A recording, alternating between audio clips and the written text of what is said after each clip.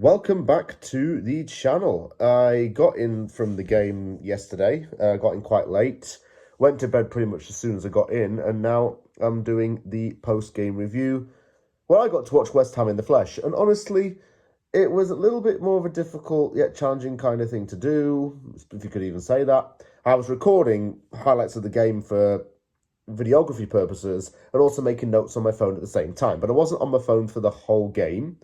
I just made notes on what I was observing. So they weren't as detailed. I haven't fleshed out the notes as much. However, it finished West Ham United 1, Brighton Hove Albion 1 at the London Stadium. It's the last game before Christmas and the points were shared. I called a 1-1 draw in my pre-game preview. And I reluctantly take the point. I said this to Nicky on West Ham Fan TV, but I reluctantly take the point. Because I didn't think we played very well. I thought we played like absolute dog shit. And the reason why is because there's no sense of like link or connection between us. We cannot connect with players through passes. We have no service to our strikers still. Our wingers have no one to cross to. And we're not able to be as impactful as we could be. I think what it is that we have a good team on paper, but we have not got a good team in practice. We have the good individuals in this team. You look at some of the names in our team, you think they look really good.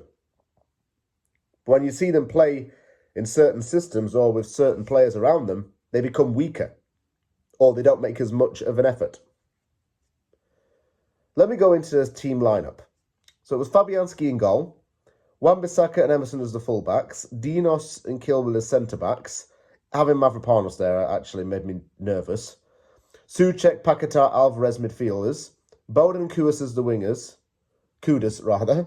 And Füllkrug as a striker. Füllkrug got a start in this game. Not sure why.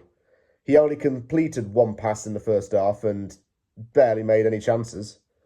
Mind you, then again, he didn't have the supply line. But we'll get onto that a little later, maybe. Bowen fired at the keeper from a very tough angle, and he mainly played it down the right side. We were attacking the right side a lot, but the left wasn't making as much of an impact, to be honest. Paquetá got booked, so he's now suspended for the Southampton game. I will say that the referee killed the flow a little bit in the first half, because every single time there was some momentum behind us, the ref would blow. And it cut the flow of the game off. Brighton needed to have some of their players carded, because some of them were throwing in rash fouls. And, yeah, they weren't getting disciplined for it. We were, though. The midfield lacks cohesion. A lot of the passes went to Brighton, and it caused the ball to be turned over. The main offender was Mavropanos. From the back, he was making very sloppy passes on the ground, which were just going straight to Brighton. And he was lucky that he didn't give a ball away and concede a goal. Because had he done that, he would have been in dead shit. He'd have been berated on social media like no tomorrow. Alvarez can't even make a pass forward without turning it over as well. Sits back a lot. The left side did have some kind of threat, but little to the right or the centre. And there was nobody to give a ball to Füllkrug. So I felt bad for him in a lot of ways. Call him shit, but he didn't get anyone to help him get the balls.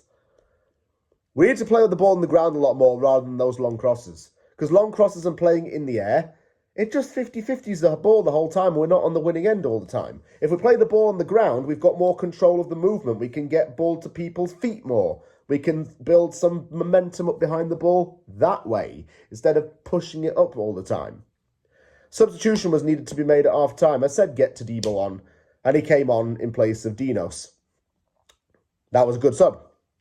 Shame about what happened next. Brighton took the lead.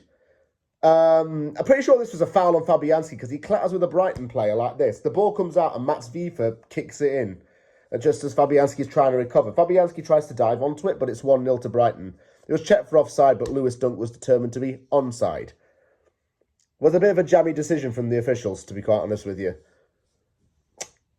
Füllkrug came off and on came Somerville. So this was Bowen going up top mainly, I think.